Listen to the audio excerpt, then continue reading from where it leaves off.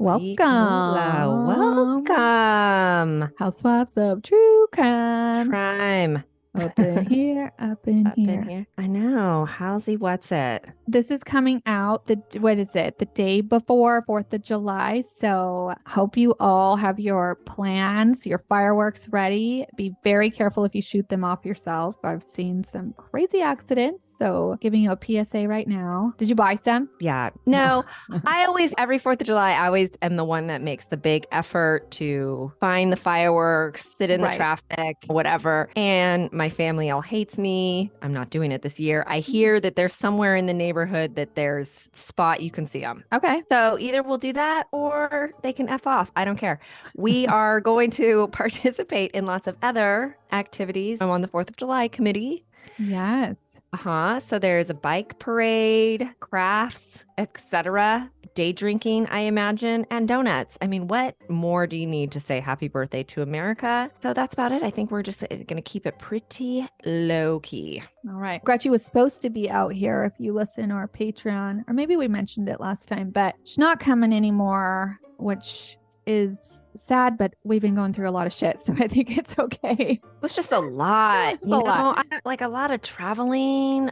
Yes. So we all need some rest. And we were supposed to have every year they do this big 4th of July thing here that we go to. And this year they are not doing it on 4th of July. They're doing it on Saturday on the 1st, which makes no sense to me at all. Balls. It's so balls. So anyways, we are regrouping and we are going on our boat for 4th of July for the first time in Texas. So I'm pretty stoked on it, actually. Yeah. They do fireworks on the lake. Fireworks on the water are the best. The best. Yes, the best. Yeah. So I'm stoked on that. I'm going to need like 5,000 gallons of mosquito spray. I know it. Oh, That's the only thing. Yeah. I mean, the thing about going to Texas is they're experiencing extreme heat right now. This is true. We are experiencing real hot heat. I wouldn't know because I've been in doctor's offices that are extremely cold. I have to bring a sweatshirt every time I go. Okay. This week, that's what people are telling me, that it's extremely hot outside. The last time I've been to Texas a few times in the recent years, but the last time I took my kids was 2 years ago, and they love the stockyards. They want to ride that mechanical bull. I know. Very fun. Clearly my children, because I do not say no to a mechanical bull if it's in front of me. No, I don't. So we even have one of those inflatables on the water. Yeah. I'm bringing that, by the way, to 4th of July. Oh, nice. Yeah, of course. Good time. But I cannot, last time we were there, it was unbearable hotness. And so it's even hotter. Yes, you can't go to stockyards when it's hot. Yeah. And that's in Fort Worth. So if anybody hasn't gone and done the whole thing, you got to do it. The under boob sweat, like I can't. You would have more than under boob sweat. My son was like, I am sweating uncontrollably. Like, I haven't sweat like this before, Mom. It's a problem. There's something wrong with me. And I was like, honey, there's nothing wrong with you. He's like, no, I just was outside and I started sweating. I was like, yeah, it's called humidity and it's hot. So you sweat a little bit more. Your pits. It's crazy that they don't get sweaty when you're a kid, but when you're an adult, pit sweat is something you're going to be dealing with until you get whatever Botox or something, whatever people. Yeah, you can get you can get Botox for that. That freaks me out. Very expensive way to, I guess, if you have excessive sweating where you're just like, you can't stop it and it's just all over. It's that would probably be a drag. Worth it. But it's so expensive. I can't imagine putting the money in my pits. I think I'd rather that just seems like I can think of a lot more places I would like those needles to go. That seems painful. Yeah, I mean, it's painful anywhere, honestly. Extra there. Yeah. So are we telling a crime story about 4th of July by any chance? No. Okay. But it does. Fireworks, spicy, fiery. I don't know. In America. Oh, so there is a tie-in. That's something. Okay. You know what? I will say, I'm going to look up the crime rate in Japan, but I have the feeling that it is not high at all. Like, there's something with the Japanese, and I think their calmness and their like ability to stay silent in most situations. That is calmness. You're saying, because it sounded like you said communist. Oh, no, they're not communist. No. Communist. Yeah, calmness. Yeah. Yeah. Something in the green tea. It's just good for you. It's the Healthy matcha. diet. Dude, we went It's all that. we went to a matcha making class and she was like, when you usually have tea, it's 4 hours. It's like, yeah, I can't do that. But that definitely has something to do with it. The meditation. I worked at a sushi bar for years, and one of my favorite things would be so it was in like in Montecito. Okay, so we call it Montecito. It's like very fancy, schmancy, bougie, right? So everybody that ate there was fancy. And the owner's wife was the hostess every night. And everyone was like, no, we didn't take reservations. There's only 7 tables. Yeah. And every night these people would come in and say, no, I need a reservation, or I've been waiting too long, or whatever. And she, monotone, every time would say, okay, maybe no. Okay, maybe no. No. Okay, maybe no. And I was like, you cannot argue with that. And it's just something about her where if I went up to them and said like, okay, maybe no. Yeah. They would be like, but with her, they took it. Oh my gosh, that's so funny. So maybe try to say, okay, maybe no. Yeah. Okay. While we're waiting, Japanese has one of the lowest rates in homicide. They have 0.2 homicides per 100,000 people. That's compared to the United States, who has 5.3. Okay, so that's like a huge difference. And then robberies in Japan have a 1.2 per 100,000, where we have an 81.4. Yeah. You know why that is? Because when kids be asking their Japanese mamas over there in Japan for new tennis shoes or whatever, their moms are like, okay, maybe no. And then they're like, I can live without that stuff. I'm not a materialistic little shit. Over here, they ask their moms for something and their mom is like, ask your dad or like whatever. And the child is free to throw a bitch fit about it. And then they get to thinking, I need those. I'm going to grow up and rob someone and get them. Maybe. They also have where it starts. Very strict laws. I think that has something to do with it too. I mean, here, if you steal something, you don't even go to prison. You don't even like go to jail. You don't even have to you barely have to just check yourself in and be like, oh yeah, I stole that. And they're like, okay, yeah, go home. And in fairness, and be happy with your Louis Vuitton that you took out of my car. We digress. Okay. We should follow up on that though. Tab was robbed a minute ago. We'll catch up on that on Patreon. Okay. Yes. So go to patreon.com/Housewives of True Crime or follow us if you listen on Apple at the Clink Club. All right, Kate. Tab. Today's case is listener's suggestion from Kim Craven. Thanks, Kim. Thanks, Kim. And guess what? I do know who gave us our last listener suggestion, by the way. I don't want to forget her. Can I tell you really quick? Please do. Okay. Susan Graham. Okay. Thank you, Susan, for bringing us last week's case. Better late than never. And you're welcome, Susan, because I guilt the shit out of Tab when she forgets to thank people because I know how much they enjoy it.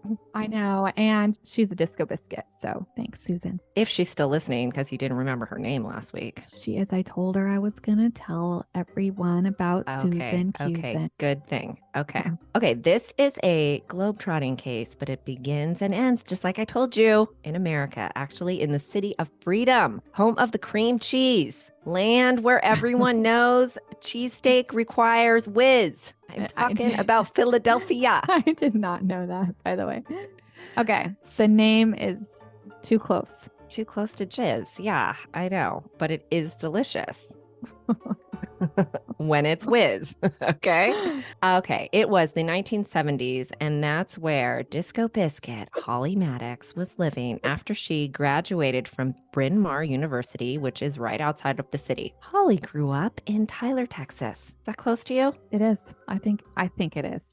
I think it's East Texas, correct? I don't know. I just remember you took me to that fun Tyler store. Oh, yeah, you're right. And I just imagined it came from that store must have derived out of Tyler, Texas. I'm assuming maybe. I have no idea. I should know this. I do think that I'm looking up the geography, but I think it's not far from here. All right. Holly was the oldest of 5 children. She was both smart and beautiful, which according to her sister was the problem. Back then in Texas, girls were categorized into one or the other, but you couldn't really be both. So that's what led Holly to Philly in the first place. She craved the kind of place it was then, a place where art and philosophy, protests, everything that kind of defines that period of time time was happening. So here she was, living the dream, part of the movement, and she meets one Ira Einhorn. She fell for him hook, line, and sinker because he told her she had a beautiful mind. We love that shit, Tab. Also, Ira was a big deal at the time, and despite him being smelly and not conventionally attractive, Holly was feeling it. The two moved in together after only a couple of weeks. So let me tell you why Ira smelled and was a big deal. Ira actually did use soap on his body, but not his clothes. He liked to wear the stench like it was his trademark. Stop it. Okay, true story. Okay, side note, speaking of being smelly, Ailish told me about this riddle oil she uses in Hawaii. She says every time she puts it on, everyone tells her how amazing she smells. Yes. And I was like, it's got like pheromones or some shit in it, right? And I'm like, no, it doesn't work. It's just that you're hot. So let's experiment. So did you put it on you? Oh, I doused myself in it. She was like, easy up, okay? We went to a luau, and no one told me I was smelled or looked amazing at all. Oh, gosh. Maybe you put too much. Maybe. Okay. Or maybe she's just real hot. Okay. She is. She is. Yeah. Okay. So I don't know how Holly could deal with the stench. You know, I once broke it off with a guy because he had bad breath. I can't. But she did. And I'm sure being the open-minded, free spirit, she was entranced by his cocky intellectualism. I mean, who doesn't love a smart guy that just has the slightest amount of arrogance? Not too much, but just a little. Yeah. A little is hot. Okay. Ira, it sounds like, had more than a little. He was a constant pontification of profoundness at the time. He was a force of the counterculture movement, and he was making a living doing it. He was hired by organizations to mediate for them between the people, the corporations. He testified before Congress about space travel. He read them a poem. He was for it. Okay. He worked at universities. He was just this big, smelly deal that had a following. Sounds like a cult leader almost. It does sound like a cult leader. Yeah. I think he would have loved to have the opportunity to have his own cult. His friends say he had this hypnotic way about him. One thing that often comes up when his name is brought up is that he's been called the founder of Earth Day. The deal is that the first Earth Day rally was held in New York City, and 250,000 people flooded the streets, and that is credited with the first EPA act that was put in place later that year. Ira took the stage at that rally and refused to get off. According to the organizers, that somehow led to him getting credit for founding the first Earth Day rally, but they say, nope, he's just a stage dealer, like an appropriator. Which, like Kanye? Yeah, which none of Ira's friends disagree is out of the realm of possibilities for Ira. That would be very typical behavior for him, exactly like Kanye, where it's that it's possible. What's not possible, right? Yeah. He was full of himself, and he didn't think the rules, let alone common courtesy, applied to him. So this puts Holly in a pickle because she wants to introduce her new beau to her conservative, ex-military, now engineer, Texas living father and family. According to her sister, when they met, Ira committed some hanging offenses. He took seconds before everyone had been served, and he put his feet on the table. Yuck. And he probably doesn't even wash those socks. Oh my God, totally. I didn't even think about that. So gross. Gross. Okay. So the meeting did not go well, and it caused some strain, perhaps, between all of them. They were still in communication after she headed back to Philly, not as much. It's tough when the in-laws don't like your person. So Holly and Ira go on this European adventure together. And you know how it goes. Shit gets real when you travel together, okay? Yeah. From, I think, both of our experiences, especially in Europe, I recall some tears of exhaustion and frustration with my beloved Fred in Venice. It can happen. It happened. Not could. It does. It does. Actually, I don't know who goes on vacation it doesn't happen to. Yeah. Fred and I endured, but Holly and Ira, not so much. She told him to peace the fuck out when they got back. So they get home. She takes off for Fire Island with some pals. The problem was all her shit was still at Ira's. And he was mad at her and threatened that if she didn't come back and get her stuff immediately, he was going to throw it out in the street. Now, by this time, Holly was a 30-year-old lady. So that's probably some good shit. Okay. My shit has definitely gotten exponentially more legit every decade. I had a boyfriend take all my shit at 19 and it sucked. But if it happened at 30, oh my God, so much worse. Yeah. So Holly, she wants to get her stuff. She manages to calm Ira down enough to buy her a couple days before she went back to Philly and deal with her stuff and his lame ass. And that's the last thing anyone would know about what transpired when Holly met with Ira face to face. Holly went MIA after she had told friends that she was going to see Ira. At the time in 1977, especially the free-spirited types that ran in circles with Holly and Ira, people did just drop off and keep it moving. So their friends didn't ask too many questions when Ira told them that Holly had packed her shit and bounced, but her family did. Now, remember, things weren't ideal between them and Holly in recent years, but they couldn't imagine she would go this long without getting in touch, like holidays, birthdays passed, like stuff That's like that. A lot. Like, yeah. Yeah. So they're distraught and they don't trust Ira. He told them that she left while he was in the shower and he had no idea where she was or where she was planning on going. Dude, I feel like that some people say that a lot. Oh no, I was there, but then, they just left. Oh yeah. We had this big fight, broke up, and then I was in the shower. Yeah. They're like probably thinking like, when did your smelly ass start showering? I thought you Ira? didn't shower. Yeah. He's like, no, I don't wash my clothes. Yes. Oh. Yeah. To be specific. Yeah. Okay, so the family notifies the local Philadelphia police about their concerns and they question Ira about Holly. He told police something like, she left me and Philly, but she said she would call me every week and let me know what's up with her. I mean, so sus, right? But at the time, that was enough for the police, but it wasn't for Holly's family. Ira's version of how Holly had just dropped off just didn't make sense to them, so they hired a private detective, a legit one, a former FBI agent that was now living in Tyler, Texas. Maybe my FBI friend wants to start a PI business with me. Oh my God, I think it's like big money. I'm going to ask him. Yes. He could train me. Yes. That, Wendy, is my new calling. Okay. Because Wendy said I could become a lawyer still. Oh, I think mostly what private investigators do is find cheating husbands, and we would love to do that. I'm down for that. Yeah.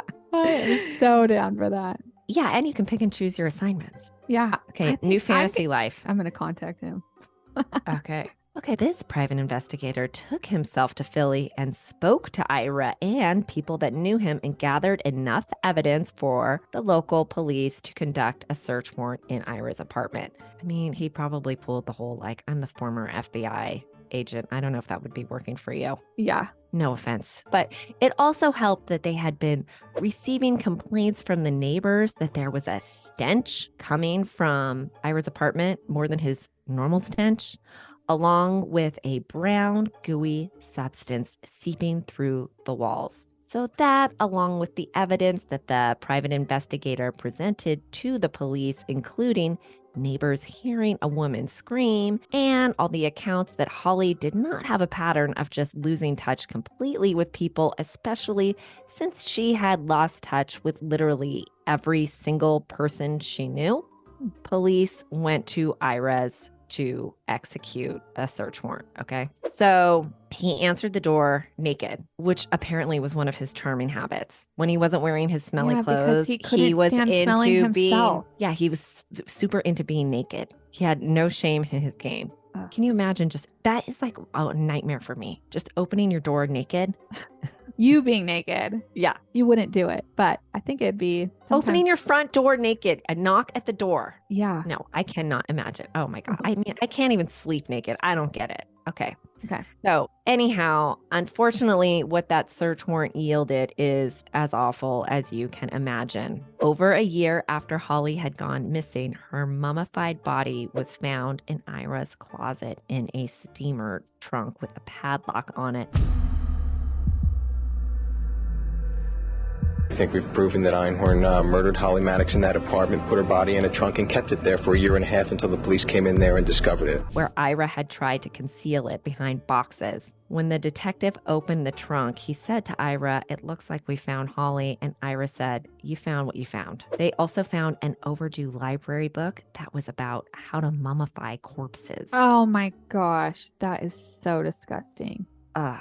Totally. Forensic experts determined Holly's skull had been bashed 6 times. Ira was arrested, and the judge set his bail at $40,000. $40,000 was not a real obstacle for Ira because despite his winning personality and smelliness, he still had rich friends. One of them was a socialite named Barbara Bronman. Yes, I'm getting to that. Yes, he got out. Okay. Barbara Bronman was married to someone in the Seagram's liquor family. That sounds like they're still pretty rich. I know, but I was wondering, I'm in such a tequila haze that I don't think anyone drinks Seagram 7 anymore. It's that Seagram's vodka, you know? Oh, they It's make like the vodka red- too. Yeah. I just remember 7 and 7. That was my go-to drink. I felt so Yeah, but grown up when I ordered that. I know that bottle. It's like red, the Seagram's vodka bottle. Yeah, so I'm sure you see it in every bar. It's like the vodka. Is the well vodka. Yeah, So okay. I feel like they're just racking in the billions at that. If that's the well vodka, every single bar in America has it. Oh my God, you're so right. All right, so this Seagram's lady only had to fork over $4,000, right? At the time to get Ira out, because you know how bail works. Like you only pay the agent 10%. Oh, Okay. So Ira gets bail, and now guess what he decides to do? What? Flee. Oh, he flees. Flew away. Flew the coop. Yeah. Where does he go? Oh, he goes to Europe. Okay. Yeah, he does. Okay. I am not sure if they made him surrender his passport or not. I'm sure in the 70s he had connections to just get a fake one. Yeah. Either way, he took himself to the land of leprechauns, Ireland. Okay. For Ira's sake, he had enough lucky charms to find a nice little guest house to occupy. He knocked on the door of a physics professor who says Ira was lost when they met. They ended up striking up a convo about physics and smart stuff, and the professor was impressed with Ira's knowledge, and so he offered up his guest house. The arrangement was all good with the professor, who was unknowingly harboring an international fugitive for a couple weeks, but as it was, the professor and his wife had some family in the US of A, and they had a visit on the calendar. So they're like, "Hey, Ira, we're going to be gone for a minute. Can you feed the dog, water the plants?" And Ira's like, "Sure, where are you off to?" And they told him, "We are going to your hood, Ira. Any must-sees, recommendations?" And Ira was like, "I recommend you don't mention my name over there." And according to the professor, he was real agitated when he was telling him that. That's funny that Ira would use his real name over there. For being so smart, I was thinking the same thing. You're so dumb. Yeah. I mean, Ira, not the most common name. No. So the professor dude goes to the States. By the way, he went to Chicago, not even Philadelphia. So Ira really outed himself. He's so stupid. Has anybody heard of this guy named Ira?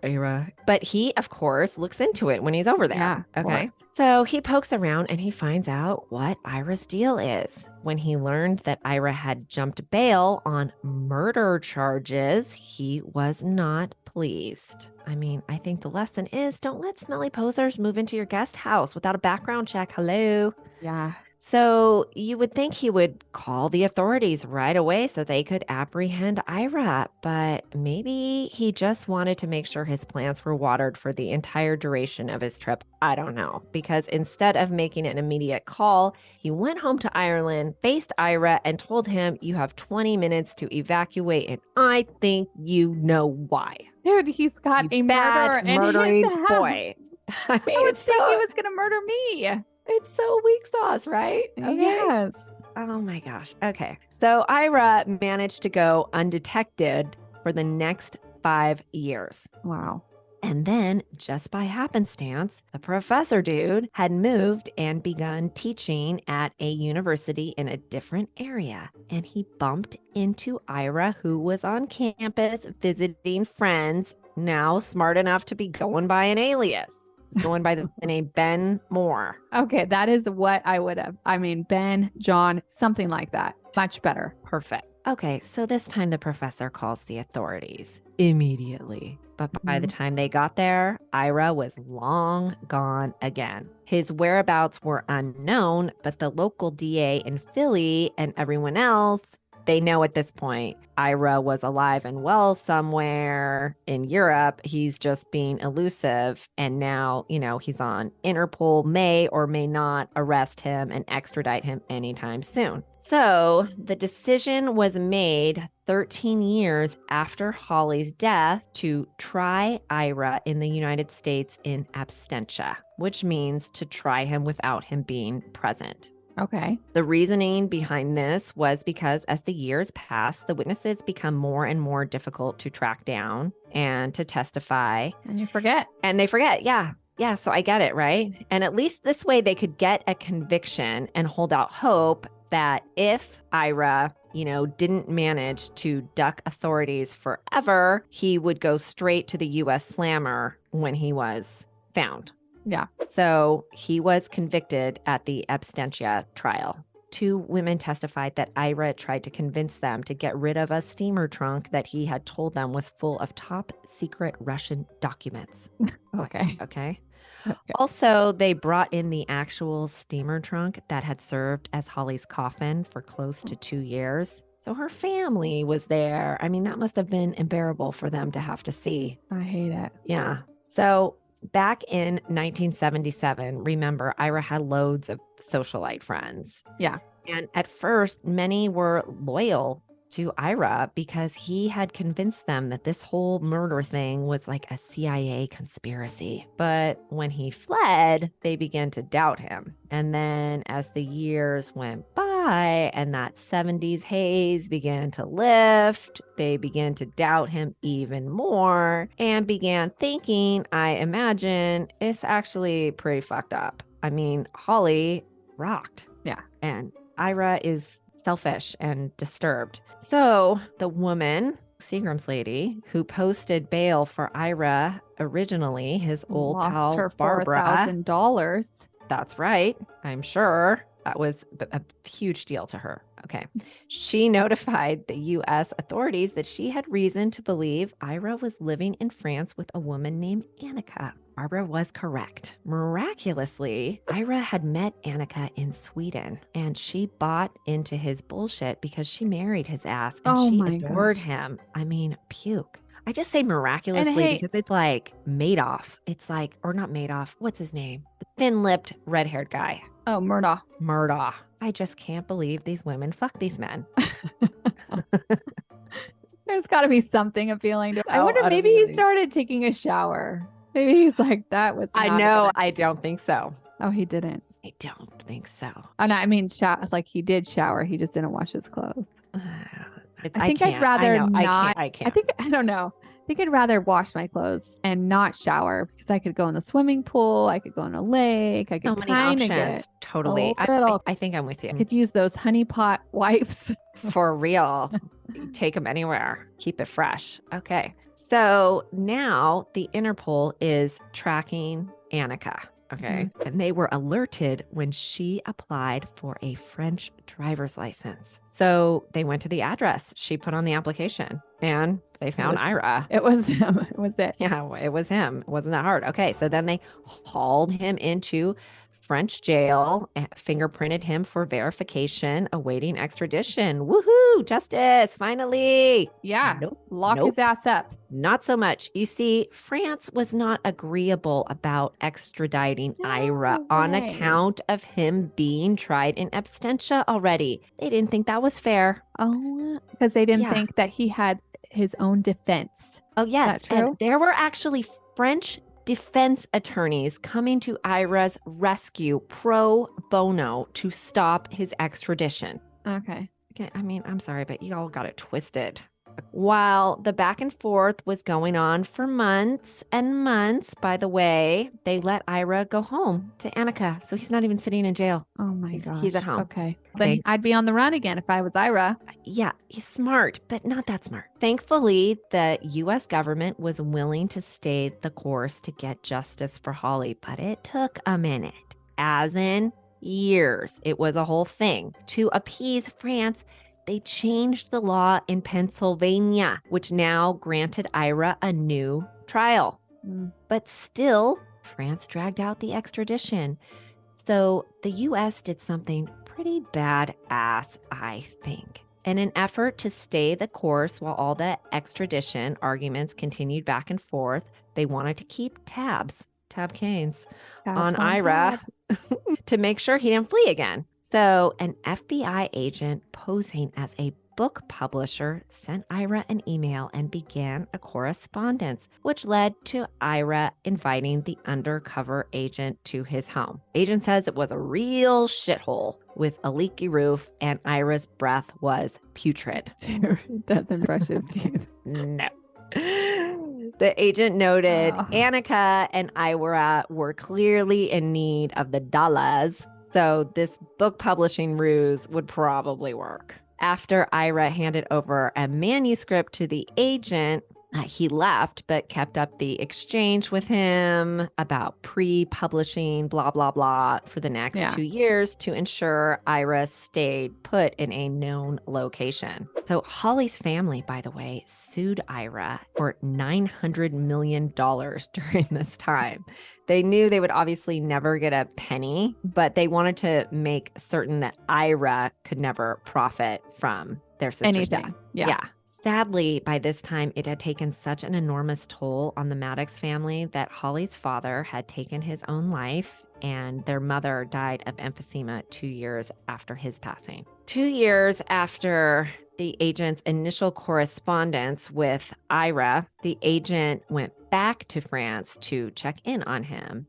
And he says Ira was not real pleased with him or stoked on how long it was taking for him to get published.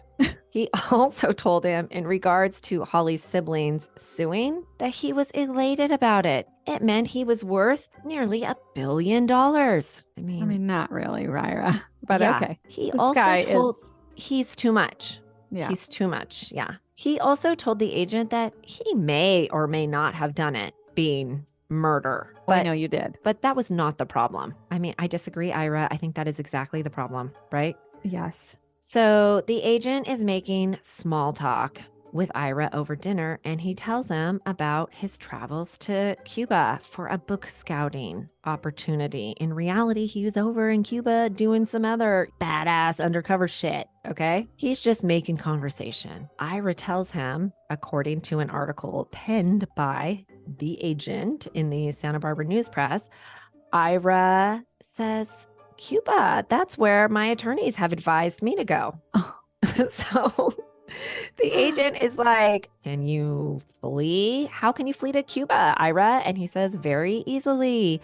I'd only have to walk across my garden. The agent says, but don't you have to check in with the cops every few days? And he says, I'd have 5 days before they knew I was gone. Annika will stay and pretend all is well. Ira also said, I have 3 sets of surveillance, the local gendarmes, the anti-terrorist squad in Paris, and the Federal Intelligence Agency. That's a quote. Okay. So this is real concerning, right? Yes. Like he's already going to Cuba, actually. He's halfway to Cuba already. Yeah. Okay.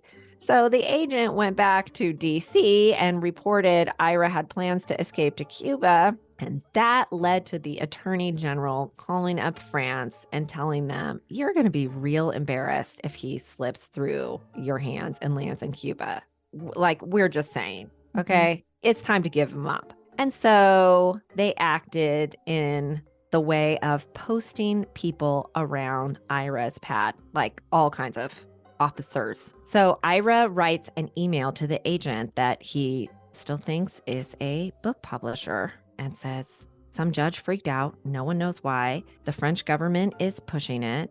There are now 8 cars parked outside my house. They have also posted men in the field across from my house. So Ira's next move to protest his impending extradition was to slit his throat with a dull kitchen knife and then invite the press over to his house and refuse medical attention. Oh my God, this guy is seriously too much. He's too much. Okay. His desperate plea did not work. And finally, France was done with Ira after his stunt, and they sent him back to the USA. Pennsylvania granted him a new trial like they said they would, and the jury convicted him, thankfully, in 2002. What is so bananas is that the agent says that months after Ira's extradition, he received a handwritten letter from him that said, "According to Annika, you have just disappeared. When we last talked, you said you would work on getting my book published, like blah, blah, blah, blah, blah." So, He's such an idiot. He's such an idiot. Yeah, he such still an hasn't idiot. figured it out. Yeah. So the agent wrote, like, the man who thought he was smarter than everyone else did not even realize he'd been stung. I mean, that's pretty badass, right? Yeah. Okay, so what I could find about what happened to Annika, Yeah. which is a beautiful name, right? It is. She didn't know she married a murderer. Yeah, I think she knew. Oh, you do?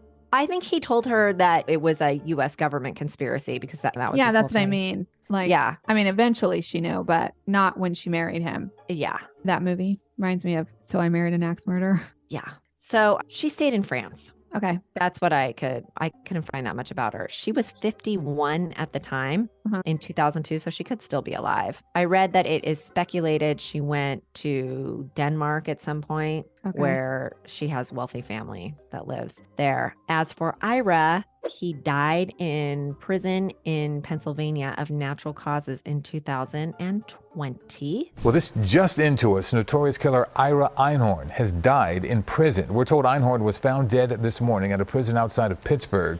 Einhorn was serving a life sentence for killing his girlfriend, Holly Maddux, in Philadelphia in 1977. He spent years on the run before he was finally caught in France in 1997. Einhorn was eventually brought back to Philadelphia, where he was convicted for the murder. The cause of death is not yet known, but we're told it's not related to the virus outbreak. He served 18 years in prison. So, All right. I mean, that's not long enough, but at least I hope it sucked, right? Yeah, it probably did. Yeah. As for Holly's siblings, I read that one remains in Tyler, Texas, where Holly is buried, and the others have all moved away. And I'm sorry for their terrible loss. And No. I mean, thankful they received some bittersweet justice in the end. Yeah. Rest in peace. What an Holly. asshole. What an asshole. Interesting, though, right? Yeah. It is 4th of July Eve, right? Because it's like, kudos, America. Yes. Trying with the hard. FBI. The effort, Justice. the effort and all that. Yeah. Sometimes we fuck up and sometimes we get it right. Yeah. This time we finally did it. Okay. Win. One for us. Okay. Multiple for Japan. Just saying.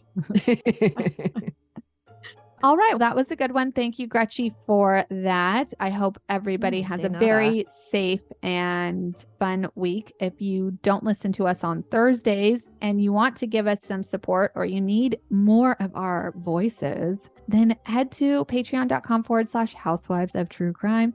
Or if you listen on Apple, it's real easy. Just join this Clink Club. All you have to do is push subscribe. Also, if you listen on Spotify or wherever, there is a follow button or a subscribe button so you can get us every single week and you don't have to like look through your phone and be like, what were those girls' names again? Those really cool ones. What were they? Tab and Gretch, Housewives of True Crime. So Funny. So make sure you are following so it pops up in your feed every single Monday because it's a good way to start your day. And follow us wherever we are all over the place and on YouTube if you want to see our faces. Until Thursday for all you bonus listeners and next Monday for all the rest. Clinkety clink.